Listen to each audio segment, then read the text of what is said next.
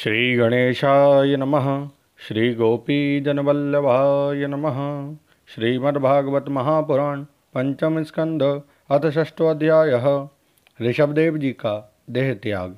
राजा परीक्षित ने पूछा, भगवान, योग रूप वायु से प्रज्वलित हुई ज्ञानाग्नि से जिनके रागादि कर्म बीज दग्ध हो गए हैं, उन आत्माराम मुनियों को देववश यदि स्वयं ही अणिमादि सिद्धियां प्राप्त हो जाए तो वे उनके राग द्वेषादि क्लेशों का कारण तो किसी प्रकार हो नहीं सकती।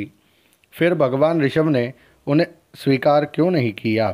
श्री सुखदेव जी ने कहा, तुम्हारा कहना ठीक है, किंतु संसार में जैसे चालाक व्याध अपने पकड़े हुए मृग का विश्वास नहीं करते, उसी प्रकार बुद्धिमान लोग इस चंचल चित्त का भरोसा नहीं करते। ऐसा ही कहा भी है, इस चंचल चित्त से कभी मैत्री नहीं करनी चाहिए। इसमें विश्वास करने से ही मोहिनी रूप में फंसकर महादेव जी का चिरकाल का संचित तप क्षीण हो गया था।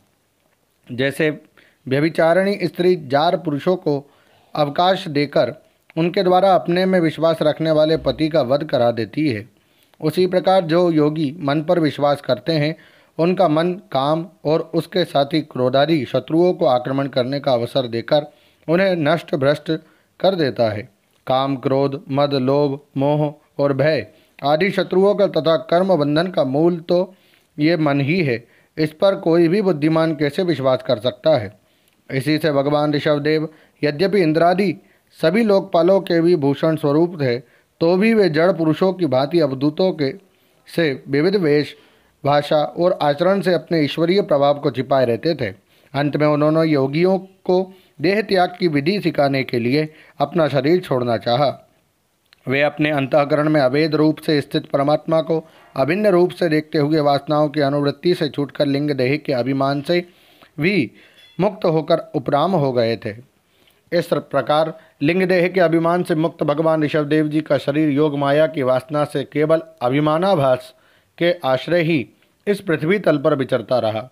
वह देववश कोंक, बैंक और दक्षिण आदि कुटक कर्नाटक के देशों में गया और मुंह में पत्थर का टुकड़ा डाले तथा बाल बिखेरे उन्मत्त के समान दिगंबर रूप से कुटकाचल के वन में घूमने लगा। इसी समय झंझावात से झकझोरे हुए वांसों के घर्षण से प्रबल दावाग्नि दधक उठी और उसने सारे वन को अपनी लाल लाल लपटों में लेकर ऋषभदेव जी के सहित भस्म कर दिया। राजन, जिस समय कलयुग में अधर्म की वृद्धि होगी, उस समय कोंक, बैंक और कुटक देश का मंदमती राजा अरहत वहाँ के लोगों से ऋषभदेव जी के आश्रमातीत आचरण का वृत्तांत सुनकर तथा स्वयं उसे ग्रहण कर लोगों के पूर्व संचित पाप फल स्वरूप होनहार के वशीभूत हो भय रहित स्वधर्म पथ का परित्याग करके अपनी बुद्धि से अनुचित और पाखंडपूर्ण कुमार्ग का प्रचार करेगा। उससे कलयुग में देवमाया से मोहित अनेकों अधम पुरुष मनुष्य अपने शास्त्र विहित सोच और आचार को छोड़ बैठेंगे। अधर्म बहुल कलयुग के प्रभाव से बुद्धिहीन हो जाने के कारण वे स्नान न करना, आचमन न करना, अशुद्ध रहना, केश नुचवाना आदि ईश्वर का तिरस्कार करने वाले पाखंड धर्मों को मनमाने ढंग से स्वीकार करेंगे और प्रायः वेद, ब्राह्मण एवं भगवान यज्ञ पुरुष की निंदा करने लगेंगे। वे अपनी इस नवीन अवैदिक स्वेच्छाकृत प्रवृत्ति में अंध परंपरा से विश्वास करके मत वाले रहने के कारण स्वयं ही घोर नरक में गिरेंगे।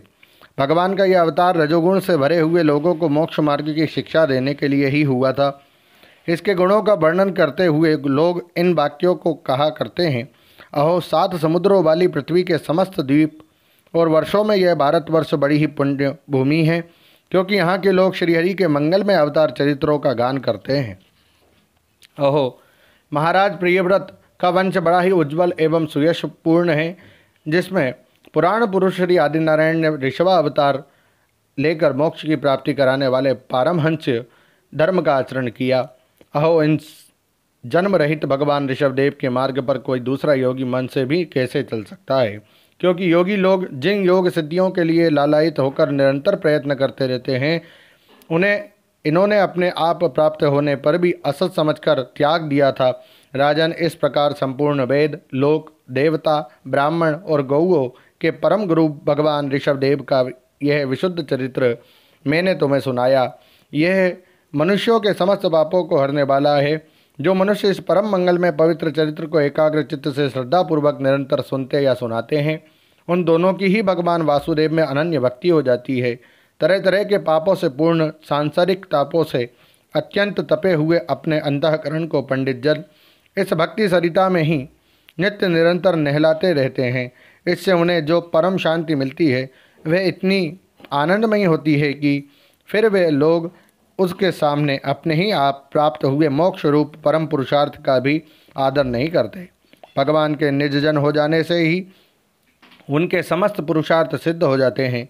राजन, भगवान श्री कृष्ण स्वयं पांडव लोगों के और यदुवंशियों के रक्षक, गुरु, इष्टदेव, सुहृद और कुलपति थे।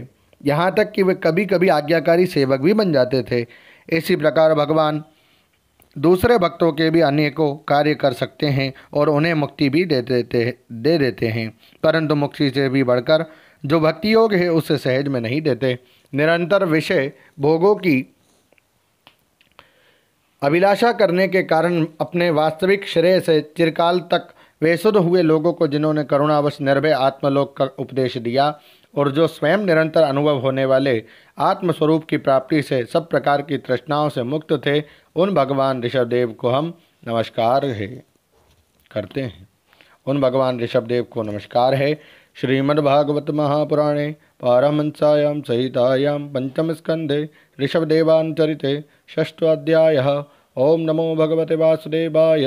हरये नमः, हरये नमः, हरये नमः। जय श्री कृष्ण।